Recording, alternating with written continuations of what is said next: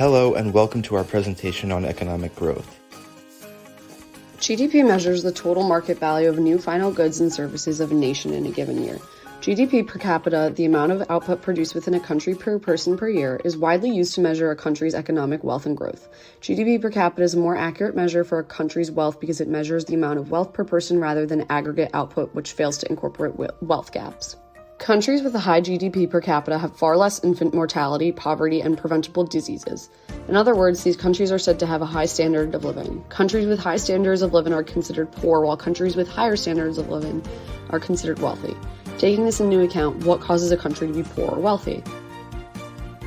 In some scenarios, a country's lack of GDP per capita may be a result of scarce natural resources. However, this assumption does not usually hold true. For example, Zimbabwe has a vast supply of various resources, such as fertile soil, rare minerals, and coal, but their corrupt and incompetent government has kept the country poor. Furthermore, if a country's government has a reputation for corruption, international investors are less likely to risk investing their money in that particular. So why not simply pay workers more for their labor? Well, it's not that simple. If an employer can only pay his or her employees as a function of their respective productiveness, then the only way for the employees to earn more money is for them to produce more output. This is where technology comes into play. A country with greater technologies and greater infrastructure will have an easier time increasing output and accommodating growth. A country with limited technology will have a harder time increasing output per worker, and thus wages in these countries will remain stagnant or become victim to inflation. Moving on, since some countries have a head start regarding technology and infrastructure, these countries are able to trade with countries that lack the production capabilities to produce certain goods and services on their own. In doing so, the exporting country becomes more wealthy due to the international demand for their products. For example, the US is known to ship out healthcare products to third world countries that cannot produce them domestically. In doing so, the U.S. can successfully help those in poor countries while simultaneously increasing their own wealth.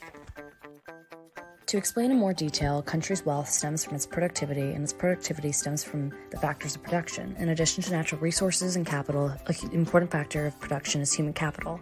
A worker's education, knowledge, and skills are defined as human capital. Some countries, based on prior wealth, educational systems, and training programs, have higher human capital than others, which allows them to grow at a faster rate.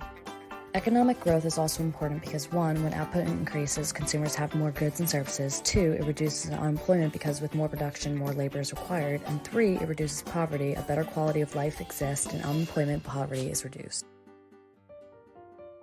Aspects that also can encourage economic growth include tax cuts and lowering interest rates. A lower tax rate can encourage investment in both existing and new entrepreneurial ventures.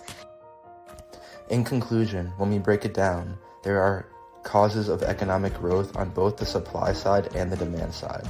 Causes on the supply side include increased investment, higher labor productivity, discovering raw materials, an increase in labor force, and improved technology. On the demand side, causes include higher real wages, tax cuts, devaluation, government spending, and lower interest rates.